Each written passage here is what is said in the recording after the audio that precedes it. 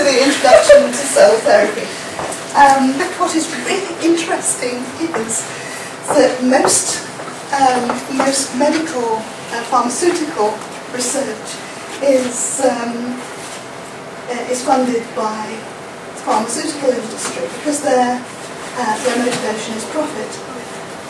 The research that has been funded into spiritual healing has been funded by medical insurance companies because their motivation is economy. And this is a good piece of equipment that doesn't cost thousands. So healing is energy and intention powered by love. This is a diagram of the human energy field. We work with cancer patients, we work right up to somebody just having cut their finger, to a broken heart, relationship problems.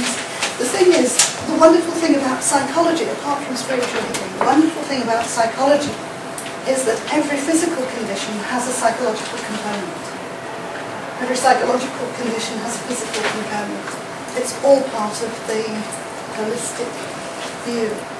And many therapies take tunnel vision and expect to cure everything by just one approach. What we at Soul Therapy have found is that we have to know about the whole range of stuff so that we can maybe not use any of it with a particular client. We might just use sitting and listening to it. But we might just use hands-on healing. We might use bioresonance, biofeedback, which is another form of delivering energy. It's wide-ranging. The lovely thing is that you never feel that there's a place for palliative care. In fact, the doctors, medical doctors that we've trained, their drug budget has gone down, their job satisfaction has gone up through the roof, and their referral rates onto hospital has dropped. Educational psychologist with the ILEA, and they were abolished. I was offered two very good jobs, one with Camden, one with Westminster.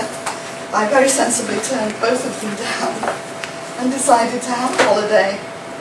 I was in my middle to late 40s at the time, 1990, and a big grown-up psychological consultant in the big wide world. Well, this little cat, her name is Zizzy, lovely little lilac point Siamese. She was dying. Not to put too fine a point on it. She was a soon-to-be ex-cat.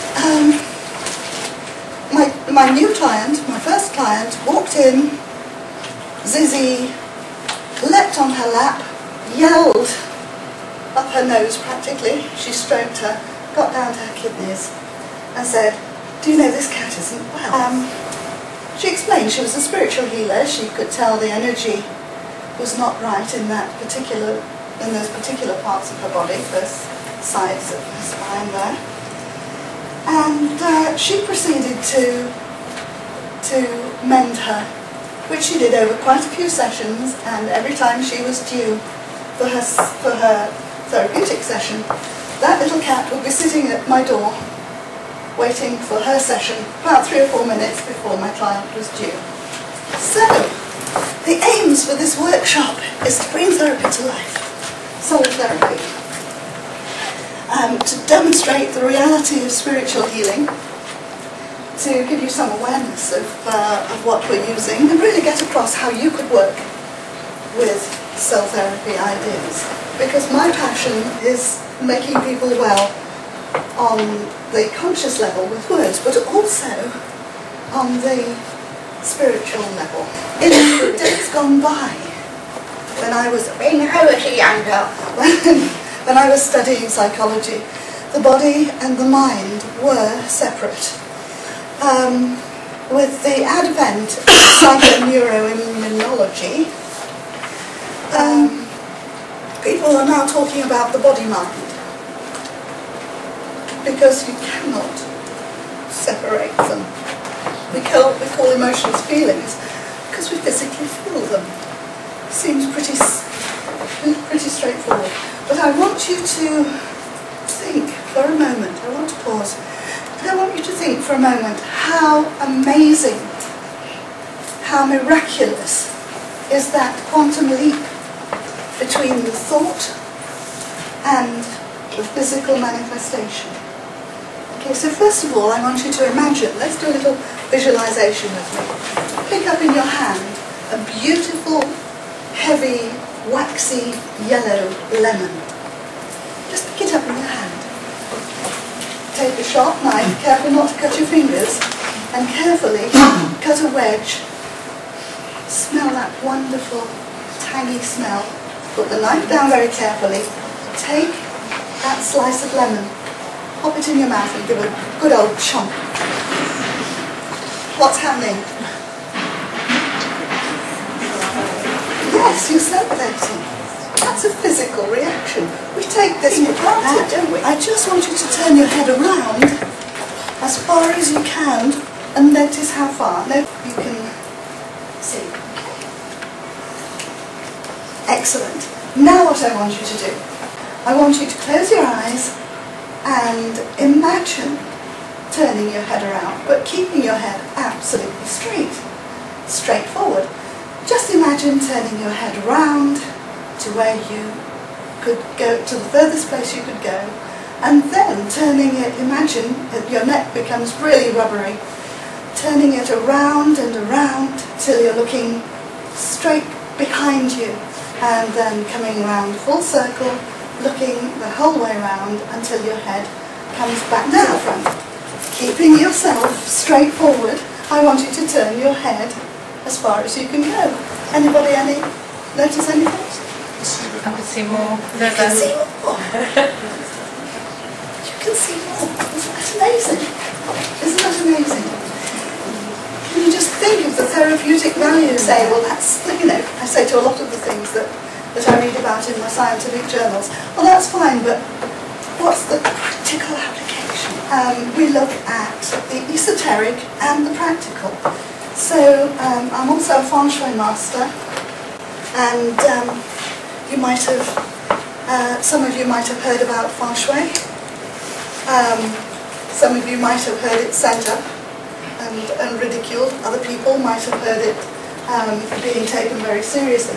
The reason it is still here is because it works. It was developed in ancient China, but it's here in 21st century London because it works. I have some really big corporate clients who call me in because they know, especially in a recession, they're going to need some unfair advantages. We care about people's mood, we care about people's health, we care about their environment. So, most of you here in the room, like me, are clairsentient. I'm not clairvoyant, well, not a lot anyway, but I am clairsentient. And this is what I'd like to show you so that you will experience for yourself what we're talking about.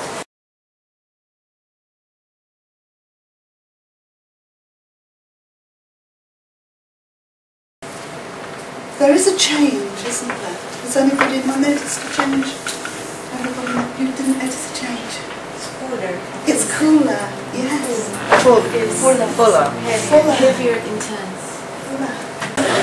This is the energy that we add to the usual good practice of therapy. We add, along with this, the positive, loving intention to bring healing. There's been a lot of research proving the effectiveness of healing energy. Spiritual healers put themselves into a place where they can create a sacred space so that the energy, the universal energy, can flow.